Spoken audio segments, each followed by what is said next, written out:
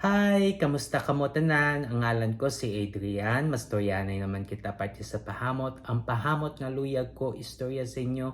Tawag siya Light Blue Forever by Dolce and Gabbana. For omni siya, pang lalaki. Pero kung babae ka, kagluyag mo siya suksukon, wala kami pakialam. Labin diri sa Amerika.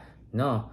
Okay. Ano ni siya klase nga hamot? Ini nga hamot, do prutas nga grapefruit nga ginbuka sa tubangan mo kag napiswitan ka sang iya nga citrus nga hamot, no? Amo na ka sa kakusog pang mainit ni siya nga tiyempo pareho sang summer. Pero kung init gyapon sa gwa, nami ni siya. Ang temperatura sa gwa mga 80 degrees to 100 degrees Fahrenheit o kung 27 degrees Celsius to 37 degrees Celsius. Okay, ano ang mga notas sini nga pahamot? For the top, we have grapefruit and bergamot. For the middle, we have ozonic notes and violet leaf.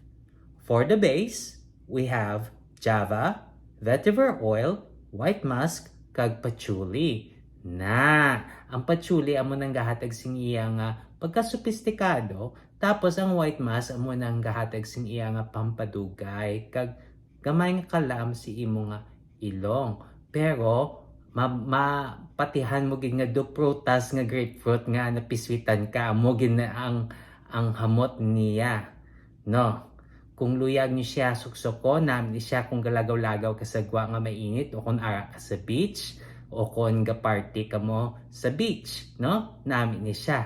Bisan picnic na mainit sa gwa, ayos man siya. Okay, kung namian ka mo sing pahamot nga ginstorya ko sinyo subong, like and subscribe.